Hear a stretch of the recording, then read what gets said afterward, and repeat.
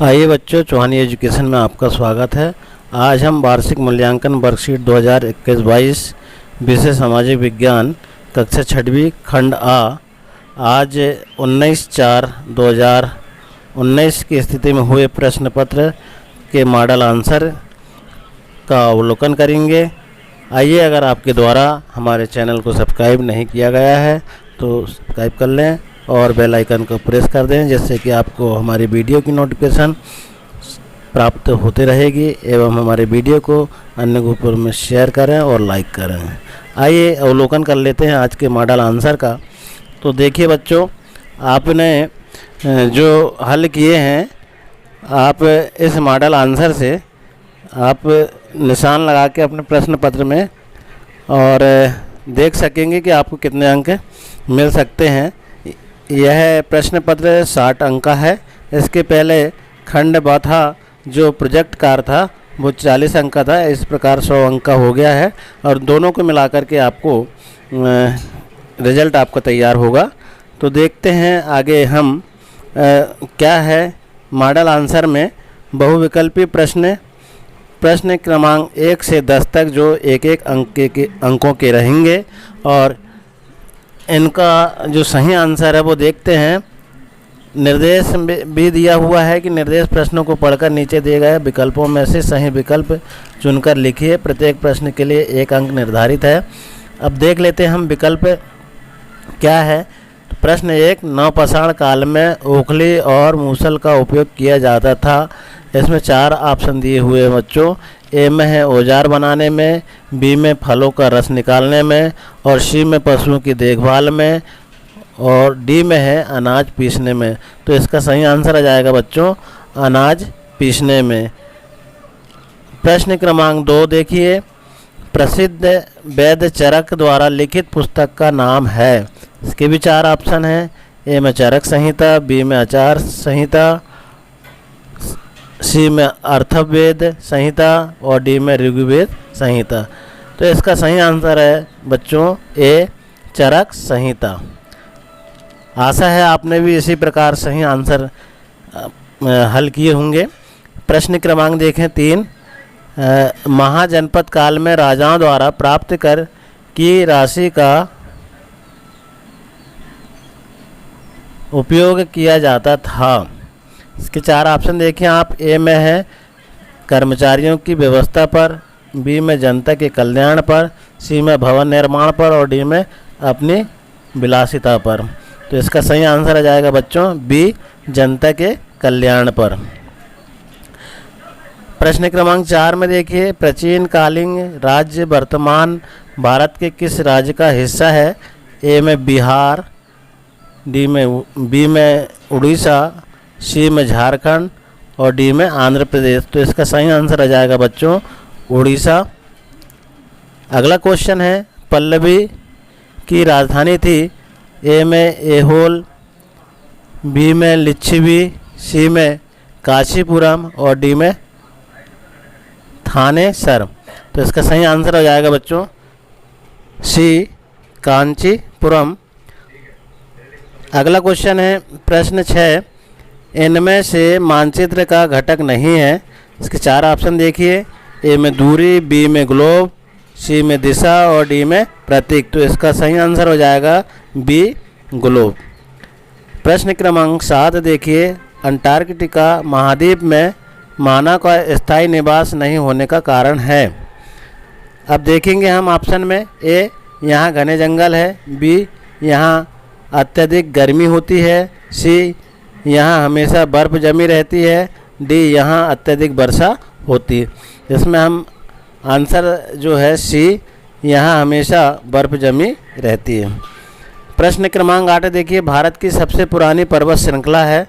ए Aravalli, B Shivalik, सी सतपुड़ा और D Vindhyachal. तो बच्चों इसका सही आंसर आ जाएगा ए अरावली। अगला क्वेश्चन है बच्चों देखिए, प्रश्न क्रमांक 9, निम्न में से कौन स्थायी सरकार का अंग नहीं है। अब देखिए, अब स्थायी सरकार का अंग कौन नहीं है। ए में सरपंच, बी में राज्यपाल, सी में पार्षद और डी में महापौर। तो इसका सही आंसर आ जाएगा बच्चों बी राज्यपाल। प्रश्न क्रमांक 10, लोकतंत्र में सरकार के कामकाज का विरोध करने का तरीका उचित नहीं है। इसके 4 ऑप्शन देखिए। ए में हस्ताक्षर अभियान, बी में धरना प्रदर्शन, सी में शांतिपूर्ण जुलूस और डी में तोड़फोड़ व हिंसा। तो इसका सही आंसर हो जाएगा बच्चों डी, तोड़फोड़ व हिंसा। तो ये थे 1 से लेकर 10 तक 1 अंकों के वस्तुनिष्ठ प्रश्न 10 अंकों का। आगे देखिए बच्चों, लघुत्तरीय प्रश्न हैं। प्रश्न क्रमांक 11 से 20 तक जो 3-3 अंकों के रहेंगे। आप इनके निर्देशों को देखें, प्रश्नों को पढ़कर उत्तर लिखिए। प्रत्येक प्रश्न के लिए 3 अंक निर्धारित है। प्रश्न 11 देखिए, पुरा स्थल से क्या आशय है? उत्तर देखिए बच्चों, पुरा स्थल उस स्थान को कहते हैं जहां औजार, बर्तन और इमारतें जैसी वस्तुओं के अवशेष मिलते हैं। अगला है प्रश्न क्रमांक 12, पुरातात्विक प्रमाण के आधार पर बताइए कि इनाम गांव के लोग क्या काम धंधा करते थे।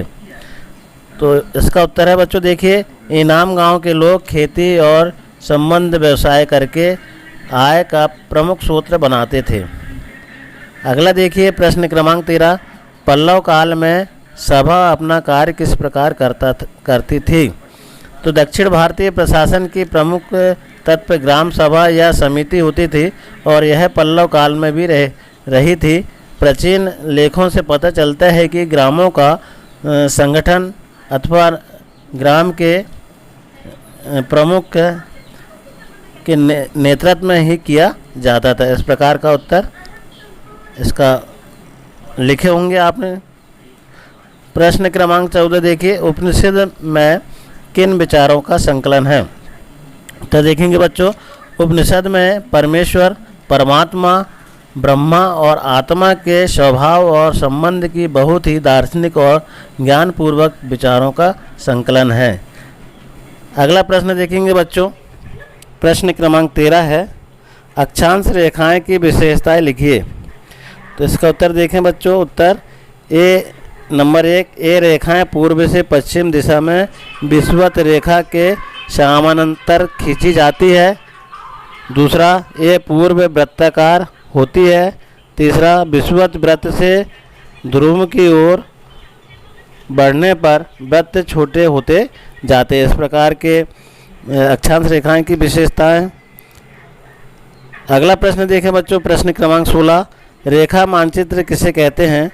तो उत्तर लिख देंगे, समानतः पृथ्वी या उसके किसी भाग का समान अनुपात प्रदर्शित करना मानचित्र कहलाता है।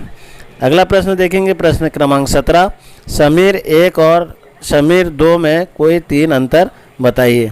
तो देखिए बच्चों, इसका उत्तर समीर 1 को अंग्रेजी ज़्यादा अच्छी आती है, समीर 2 हिंदी बोलता है, समीर 1 हिंदू है, समीर 2 मुसलमान है, समीर 1 ने स्कूल में पढ़ाई की थी जबकि समीर 2 को स्कूल जाने का मौका नहीं मिला था। इस प्रकार का अंतर जो है समीर 1 और 2 में हो जाता है।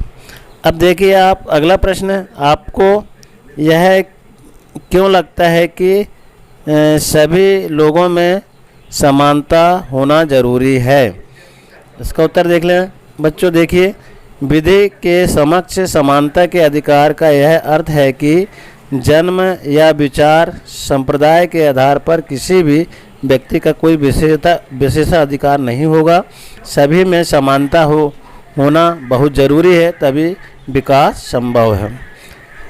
आगे देखेंगे बच्चों, प्रश्न क्रमांक 19, सरकार में हम किस प्रकार भागीदारी कर सकते हैं। तो उत्तर देख लेंगे आप, सरकार के कार्यों में रुचि लेकर और उसकी आलोचना करके हम उनके कार्यों में भागीदारी कर सकते हैं। अगला प्रश्न देखिए बच्चों, प्रश्न क्रमांक 20 है, प्राकृतिक वनस्पति किसे कहा जाता है। तो इसका उत्तर देखें बच्चों, प्राकृतिक वनस्पति से तात्पर्य उन पौधों से है जो मानव की सहायता के बिना स्वयं वन अवस्था में उग जाते हैं।